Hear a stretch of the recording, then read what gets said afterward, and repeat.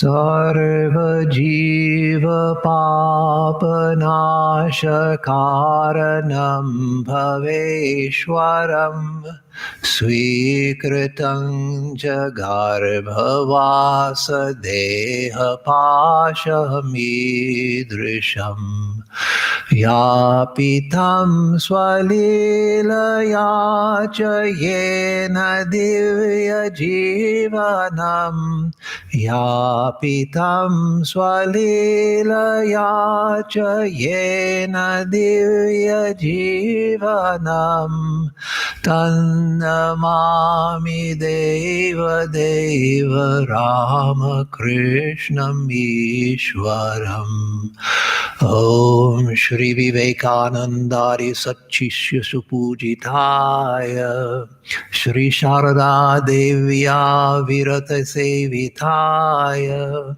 Shri Ramakrishna Paramahamsaya Avadara Varishtaya Chate Namaha. Om Tava Kathamritam Tapta Jivanam Kavibiritam Kalmashapaham Shravana Mangalam Shrimadattatam Bhuvi Grinandiye Bhuridha Jana. So, this is the Gospel of Sri Ramakrishna class, and we are beginning with March 11th, 1883, in the New York edition of the Gospel and all editions which follow the pagination. This is the middle of page 186.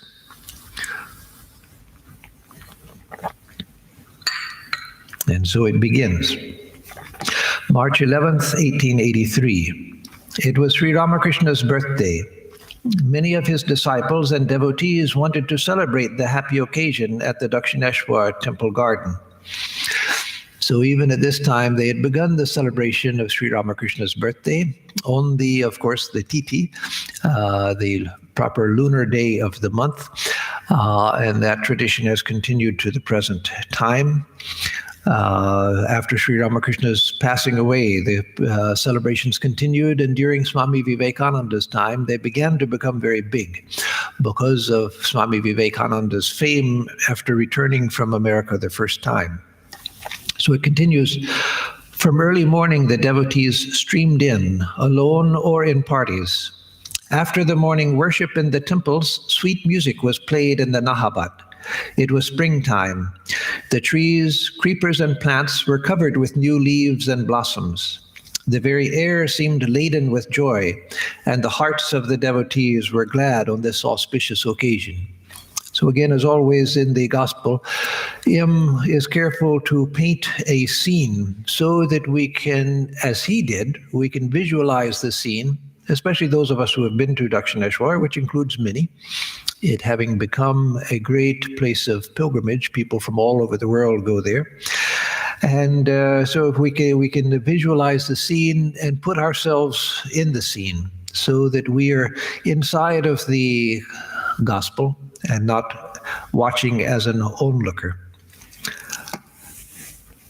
M arrived early in the morning and found the master talking smilingly to Bhavanat, Rakal, and Kali Krishna.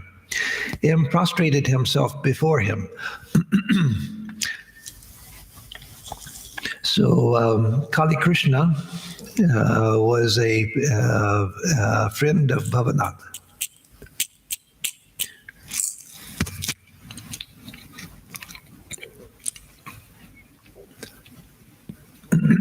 M to our master, to M. I'm glad you have come. To the devotees, one cannot be spiritual as long as one has shame, hatred, or fear. That was from a famous Bengali saying among the Vaishnavas, Lojja Grina Bhoy, Teen Takte Noy. If you have shame, hatred, or fear, and shame here includes timidity. If you're timid, if you have hatred or fear, then you can't attain to God. You have to transcend these weaknesses in personality. So then he continues, great will be the joy today. But those fools who will not sing or dance mad with God's name will never attain God. How can one feel any shame or fear when the names of God are sung? Now sing, all of you. So now why did Sri Ramakrishna bring this up? He brought it up on seeing him, Master Mahashoy, because Master Mahashoy was timid. He was timid in front of the public. He always maintained a background position. He never put himself forward, as we see throughout the gospel, and this was true throughout his life. He always maintained a background presence. And he was shy to sing or to join in the dancing with other devotees, as we see in other places in the gospel. And so Sri Ramakrishna undoubtedly was saying this because M had just entered. He just said, "Oh, M, I'm glad to see you," or it said to M that I'm so glad that you have come. And then he says this about Lojja, Grina, Bhoy, Teen Takte Noi. These three, if we have these three of timidity, hatred, and fear, we can't attain to God, because of having been reminded of this when M comes in. So, of course, one can say that M remained somewhat shy, but he attained to God also. And so that doesn't mean that Sri Ramakrishna's statement was false. It means that M came to the point where he had transcended those weaknesses of character, but as a part of his prakriti, his natural makeup, he tended still to be somewhat of a background person, but he didn't suffer from the weakness of timidity and shame as he had before. Now it was just sort of a part of his characteristics, part of his character, as it was with Swami Premananda, Baburam Maharaj. He also was a person who was very simple in his outward behavior and sort of a background person. But both of them became great saints. Bhavanath and his friend Kali Krishna sang. So Kali Krishna had come with Bhavanath, and they sang this song. Thrice blessed is this day of joy. May all of us unite, O Lord, to preach thy true religion here in India's holy land. Thou dwellest in each human heart, thy name resounding everywhere. Or thy name resounding everywhere fills the four corners of the sky. Today thy devotees proclaim thy boundless majesty. We seek not wealth or friends or fame. O Lord, no other hope is ours. For thee alone thy devotees long with unflagging love. Safe at thy feet, what fear have we of death or danger? We have found the fount of immortality. To thee the victory, O Lord. To thee the victory. This song shows the marks of being a Brahmo song, Brahmo Samaj song, rather than a traditional Hindu song. I don't know, it's possible this was written for Sri Ramakrishna's birthday celebration itself. It doesn't say, but certainly it bears the marks of the influence of the Brahmo Samaj, because it says, may all of us unite, O Lord, to preach thy true religion here. So that idea of a true religion and the idea of us uniting, coming together in a joint effort in order to preach that true religion, those were not typical trends or typical aspirations within the Hindu tradition. The coming together in as a group religion. Of course, there was Sankirtan, and of course, people like Sri Chaitanya had attracted crowds of people that followed him in Sankirtan. But the idea of uniting in a common effort to accomplish a common goal, that was a idea which, of course, had come with Christianity and the British into India, and the idea of preaching the true religion. Yes, there was, of course, among the Bengal Vaishnavas, there was the spread of Vaishnava dharma, Vaishnava teachings. But again, it wasn't in this sense a missionary religion. But here you get the sense of coming together, uniting in order to preach the true religion. And so the other things could be pointed out within the song as well, indicating if at least the influence of the Brahmo Samaj, and probably written by a follower of Brahmo Samaj.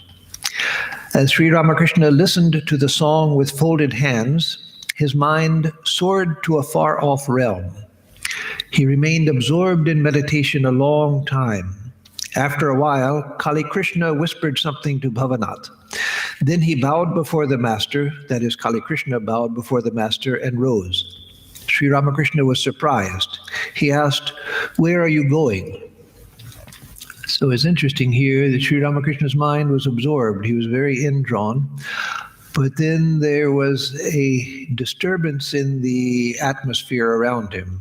As we'll see, the disturbance arose with Kali Krishna.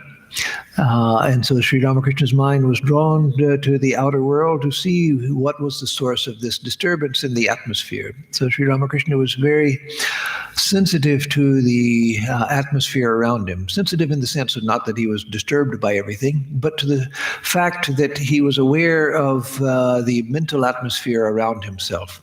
And in his normal state of mind, he was aware of the physical environment as well. He had an extremely observant mind. And so when his mind was concentrated on a particular bhava, a particular spiritual mood, and then nearby there's a disturbance in that spiritual mood, then it brings him back from that indrawn state to find out what has gone wrong. And so he asks Kali Krishna, "Where are you going?" So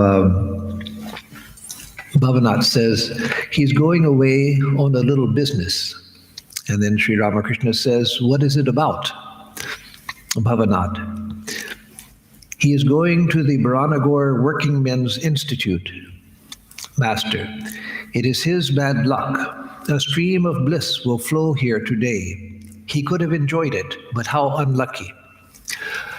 So you see, Sri Ramakrishna saw that Kali Krishna's mind was being attracted to an outer activity, whereas had he been able to control his mind and just remain with what was going on at Dakshineshwar, he would have attained to great benefit. We see that until we attain to a degree of desirelessness, we can't rest satisfied with spiritual things. We may enjoy it for a little while, but then we begin to feel restless and want engagement with the outer world. And so that is obviously what happened to Kali Krishna. Now, if this had been a life and death situation or a very important situation, Sri Ramakrishna could have felt that and wouldn't have objected, but he realized that this was because Kali Krishna was restless and couldn't sit long in a spiritual atmosphere. And so Sri Ramakrishna expresses his disappointment, but also making a point to the devotees that this isn't a good thing. Sri Ramakrishna did not feel well, so he decided not to bathe in the Ganges. About 9 o'clock, a few jars of water were taken from the river, and with the help of the devotees, he finished his bath on the veranda east of his room. After bathing, the master put on a new wearing cloth, all the while chanting the name of God. Accompanied by 1 or 2 disciples, he walked across the courtyard to the temple of Kali, still chanting her hallowed name. His eyes had an indrawn look, like that of a bird hatching her eggs.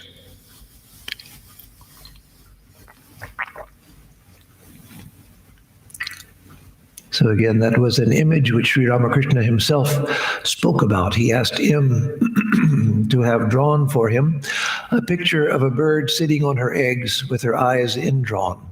And so that was an image he used for the yogi, who whose eyes may be open, but the mind is indrawn. And so Sri Ramakrishna himself, of course, was a master of that indrawn mood. On entering the temple, he prostrated himself before the image and worshipped the Divine Mother. But he did not observe any ritual of worship. Now he would offer flowers and sandal paste at the feet of the image, and now he would put them on his own head. After finishing the worship in his own way, he asked Bhavanath to carry the green coconut that had been offered to the mother. He also visited the images of Radha and Krishna in the Vishnu temple. So here he goes to the Kali temple and begins to worship. Of course, this was long after he had stopped being the priest in the Kali temple. Many, many years had passed since he was priest in the Kali temple. But he would still go sometimes and offer flowers, of course. And this being his birthday, arrangements were made for him to make offerings as part of the birthday celebrations. And so we see his natural way of worship, sometimes without observing any ceremony, without any formality. He takes flowers and offers them at Mother's feet in love, and sometimes he offers flowers on his own head. So we can surmise, it doesn't say, and him, of course, didn't know because Sri Ramakrishna didn't say, but he surely understood that Sri Ramakrishna was putting flowers on his own head because he saw the living presence of the Divine Mother within himself. So for him, there was no difference between worshiping the image and worshiping the Divine Mother here, or worshiping the Divine Mother in an ordinary person in whom he saw the Divine Mother. And another meaning can be taken that yes, he even offered flowers to a prostitute who came and peeped inside the temple once because he saw her as the Divine Mother. And so in that sense, he could worship wherever he saw the Divine Mother, he could offer a flower, including to a cat that entered the temple. But there's also the significance that he was the Divine Mother herself. Sister Nivedita once asked about that, and Swami Vivekananda said he thought that in future ages people would see Sri Ramakrishna as an incarnation of Kali. And so therefore also he was worshipping the manifestation of Kali, which was Sri Ramakrishna. So he offered to the image, he offered to the Divine Mother that he saw within himself, and he offered to himself as an incarnation of the Divine Mother. And so we can believe all of these, we can understand all of these as reasons why he was offering flowers to himself. When the master returned to his room, he found that other devotees had arrived, among them Ram, Nitya Gopal, and Kedar. They all saluted the master, who greeted them cordially. He asked Nitya Gopal, "Will you eat something now?" "Yes," Nitya Gopal answered. Nitya Gopal, who was 23 or 24 years old and unmarried, was like a child. His mind was always soaring in the spiritual realm. He visited the master sometimes alone and sometimes in Ram's company. The master had observed the spiritual state of his mind and had become very fond of him. He remarked now and then that Nitya Gopal was in the state of a Paramahamsa. After Nitya Gopal had finished eating, the master took him aside and gave him various instructions. A certain woman, about 31 years old and a great devotee, often visited Sri Ramakrishna and held him in high respect. She had been much impressed by Nitya Gopal's spiritual state, and looking upon him as her own son, often invited him to her house. Master to Nitya Gopal, "Do you go there?" Meaning to this woman's house. Nitya Gopal, like a child, "Yes, I do. She takes me." That is, like a child means, of course, we understand what that means, but it implies with the innocence of a child. There was a childlike behavior, childlike manner to Nitya Gopal because he was in the state of a Paramahamsa. And Paramahamsas appear in various states, but one of the ways Paramahamsas appear is as a child, as Sri Ramakrishna often appeared as well. So Nitya Gopal says, yes, I do. She takes me there to her house, that is. And Master says, beware, holy man, sadhu sabdhan, sadhu sabdhan, beware, holy man. Go there once in a great while, but not frequently. Otherwise, you will slip from the ideal. Maya is nothing but woman and gold. A holy man must live away from woman. All sink there. Even Brahma and Vishnu struggle for life in that whirlpool.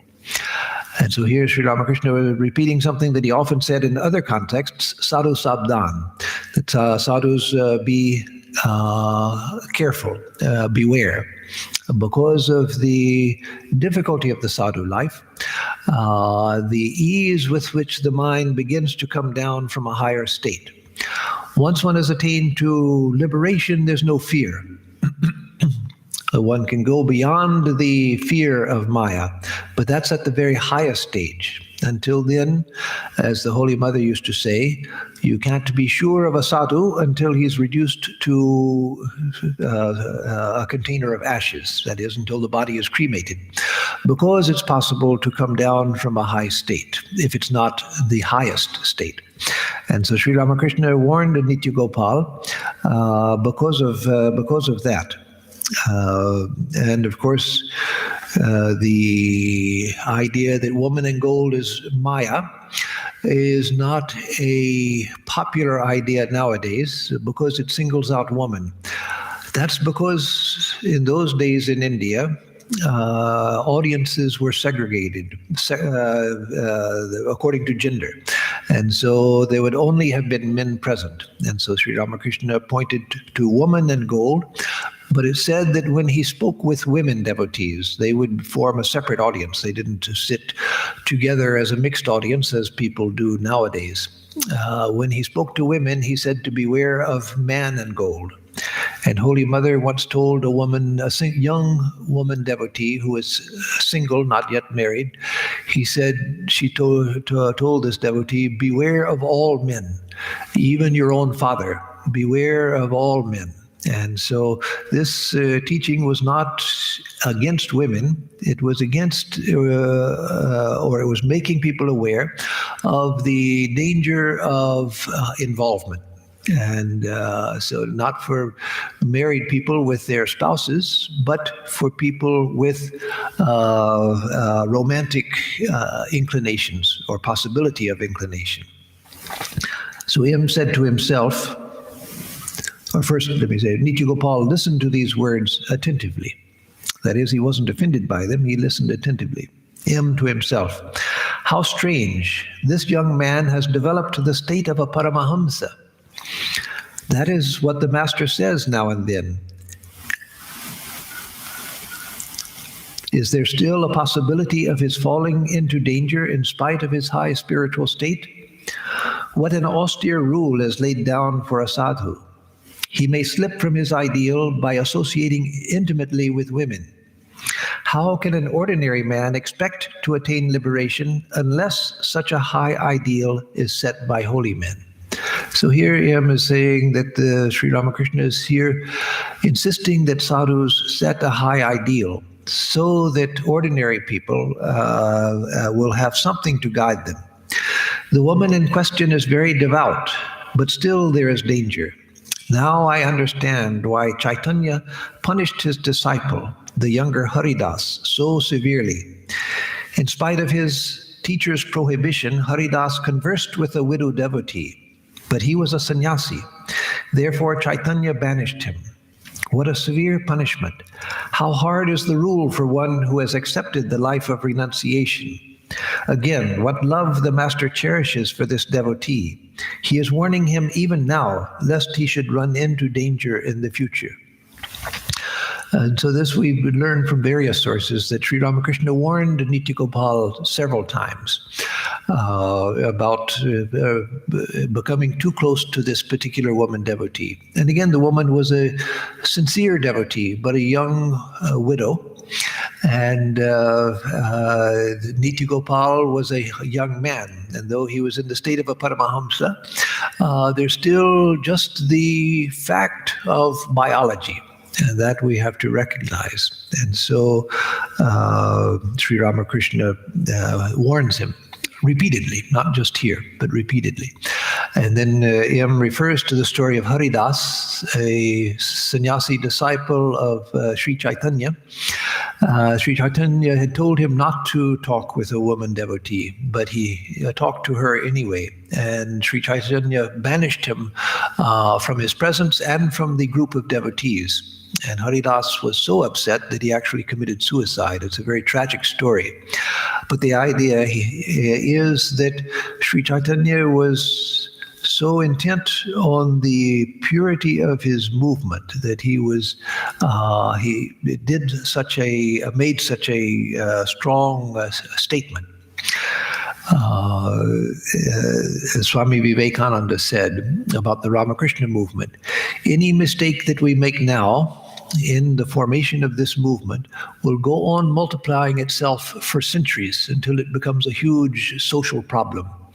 And so the avatara, the incarnation, is particularly careful that the ideal is laid out in its purest, uncompromised form, because otherwise any weakness coming into the group goes on multiplying itself, and it leads to great degeneration in time. So later, Sri Ramakrishna says in the Gospel, he says that he feels that Nityagopal doesn't belong to this place. That Nityagopal, he realizes, was not one of the inner circle. So though he loved Nityagopal, though he realized he had spiritual tendencies, he realized in time that no, he doesn't belong to the inner circle. And so gradually there was a distancing of him. Beware, holy man, sadhu sabdan. These words of the Master echoed in the hearts of the devotees like the distant rumbling of thunder. And that was their purpose. That was their purpose, to echo in the minds of the devotees as the distant rumbling of thunder, so that a deep impression is made on the mind. The Master went with the devotees to the northeast veranda of his room. Among them was a householder from the village of Dakshineshwar who studied Vedanta philosophy at home. He had been discussing Om with Kedar before the Master. He said, "This eternal word, the Anahata Shabda, is ever present both within and without." So yes, that's the truth. That's a perfectly legitimate statement about the nature of Om. That it's a truth which is both within and without. The whole universe comes out of Om. But the Master says, but the word is not enough. There must be something indicated by the word.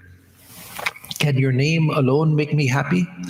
Complete happiness is not possible for me unless I see you. And so Sri Ramakrishna saw the limitations of the man's understanding. It doesn't say who it was, just a villager from Dakshineshwar. It may be that he's someone that we know and him didn't want to mention his name for some reason, or it may be someone who just made this one appearance in the gospel. Whatever. Sri Ramakrishna sees the limitation of the man's understanding, and he's talking intellectually about the nature of Om, but Sri Ramakrishna is pointing out the fact that just the word and the concept is not enough. You need that which it's pointing towards, the reality. Devotee. That eternal word itself is Brahman. So Sri Ramakrishna, the devotee is arguing back to Sri Ramakrishna that the word itself is Brahman. So if I know the word, I know Brahman itself, because it is Brahman. Master to Kedar. Oh, don't you understand? He, that is this man, upholds the doctrine of the rishis of olden times. They once said to Ram, "O Rama, we know you only as the son of Dasharatha. Let sages like Bharadwaja worship you as God incarnate. We want to realize Brahman, the indivisible existence, knowledge, bliss absolute." At these words, Rama smiled and went away. So here Sri Ramakrishna is pointing to the fact that the rishis, they wanted Brahman itself, the indivisible existence, knowledge, bliss absolute.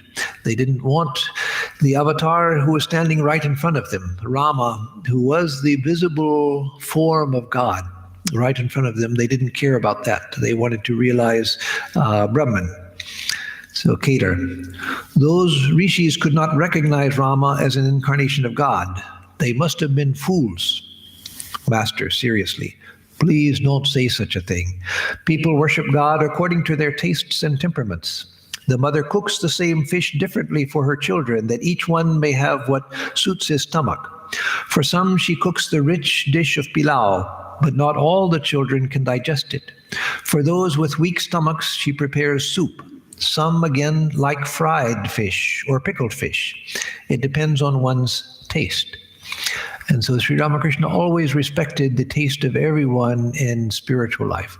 And so you see the subtlety of Sri Ramakrishna's teaching. He's trying to make a point to this villager, whoever he was, that he had to look beyond just the word and the concept and to seek the reality behind. And then he tells the story of how the sages, the rishis, in their desire for Brahman, ignored the visible God in the form of Rama right in front of them. And so then Keter says that they must have been fools. And that Sri Ramakrishna didn't like. He wouldn't, of course, he didn't, it wasn't that he didn't like Keter for saying it. It was that he wouldn't allow him to say such a thing about the rishis, because there are all types of attitudes possible. So on the one hand, he's telling this villager that you look beyond that which you are satisfied with now, just your understanding of Om, that Om is Brahman and all of that. Don't remain there. Look for the intent of Om. And then when Keter says that the rishis were fools, thinking that he's just supporting what Sri Ramakrishna himself had said about the sages ignoring Rama, then he says, no, he doesn't, he won't allow that denigration of the rishis or of a spiritual attitude. So again, on the one hand, maintaining that respect for all opinions, on the other hand, pointing out to a particular devotee that his understanding was limited and he had to go deeper. And so many of the apparent contradictions in the teachings of Sri Ramakrishna, Swami Vivekananda, the Holy Mother, can be understood if we understand to whom he is speaking and why he is speaking the words that he is. What was his intent? And so these two apparently contradictory statements were not contradictory at all. And that, of course, was a famous example of his, that the mother cooks fish for her different children. For some, she fixes fish pilau. For others, she gives fried fish. For others, pickled fish, fish soup, etc., according to their power of digestion and their taste. And so, in the spiritual world, the divine being has presented itself in various delectable forms. I like this one, but you like that one, and that's okay. When we like something very much, we want everybody to enjoy it. But that's not possible. Nobody enjoys exactly the same things as another person. We all have our individual taste. Sometimes we can't understand why a person likes the things that they like. Like me, I like bitter gourd and I love neem leaves also. Here in this country, you don't get neem leaves much, but when I was in India recently, I had lots of neem leaves. And I love both.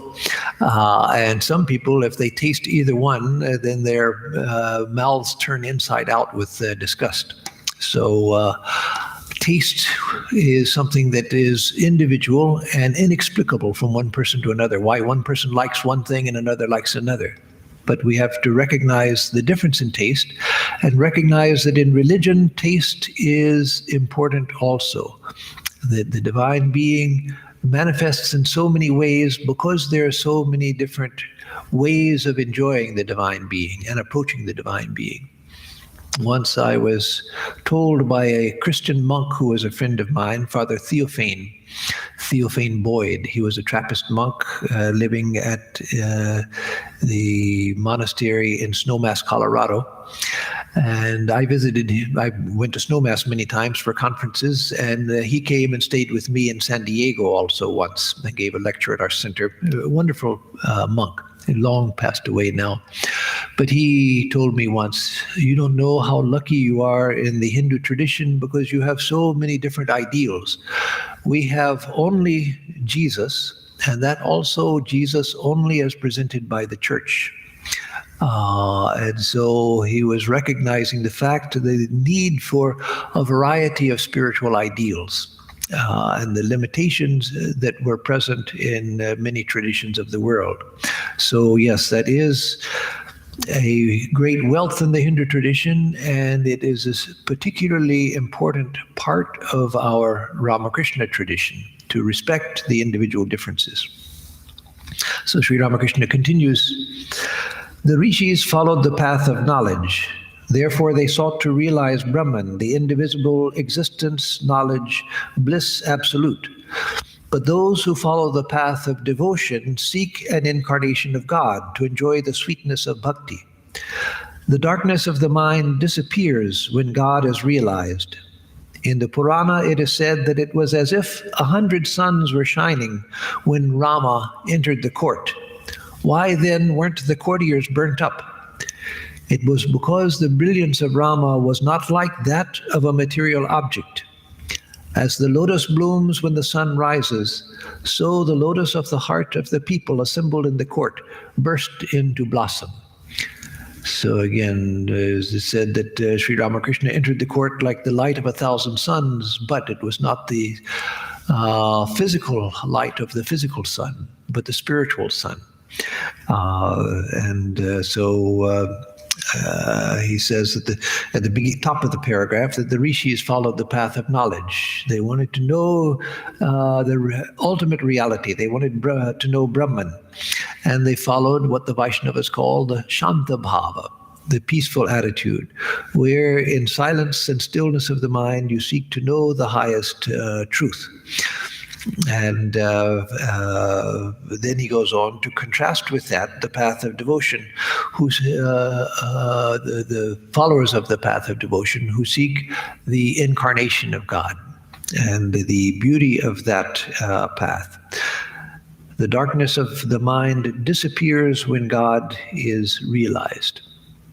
So again, he accepted all paths, including the paths of the rishis, the path of non-dualism, which he taught to some of his own disciples.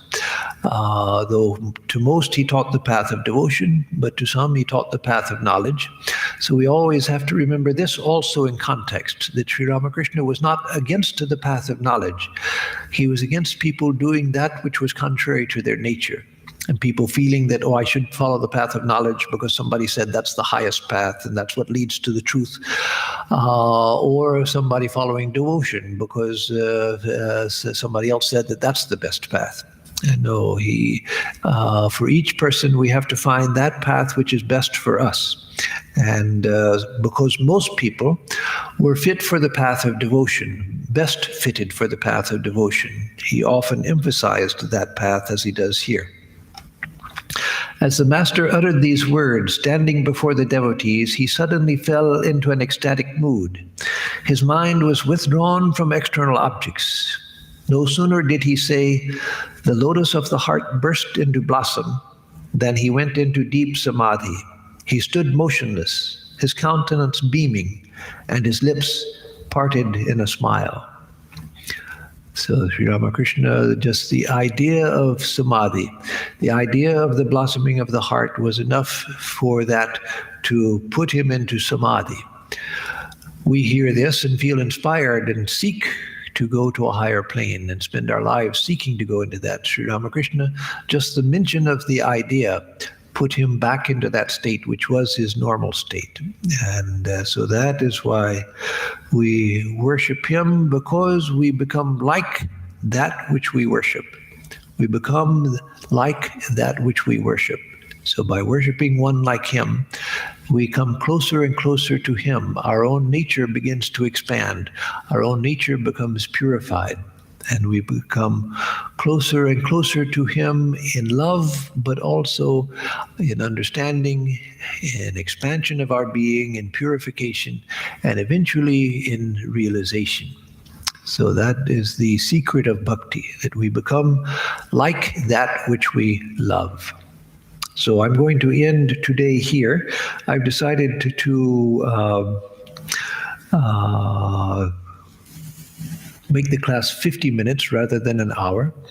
And if there is a question that comes up, and yes, I recognize that there is a problem with the sound. I think I know what it is, but I didn't get up to go take care of it because that would be another disturbance. I was hoping it wouldn't be so bad as to need immediate correction, but I will correct that for next time. So I don't see any questions being typed in.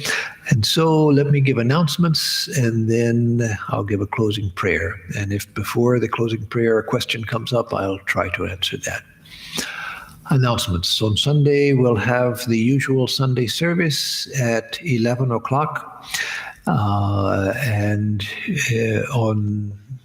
the coming week, we will have on Tuesday the usual Gita class at 7:30, and next Thursday we will continue the Gospel of Sri Ramakrishna class. And again, for the near future, we will continue with live streaming the classes and lectures instead of having assemblies here. We are thinking, as I've already said on other occasions, of opening soon in a limited way so that individuals or family groups can come if they want to come to see the temple, to make pranam in the shrine, to sit in the shrine for a little bit. That we will announce when we're ready to do that, but that we are planning. In the beginning, it will need to be by appointment.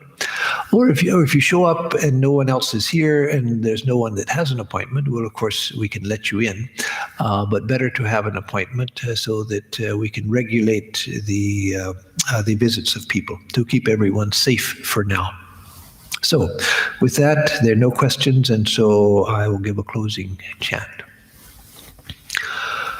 Om Niranjanam Nityam Anantarupam Bhaktanukampa Vigraham Vai Ishavataram Parameshamidyam Dham Ramakrishnam Shirasa Namamaha.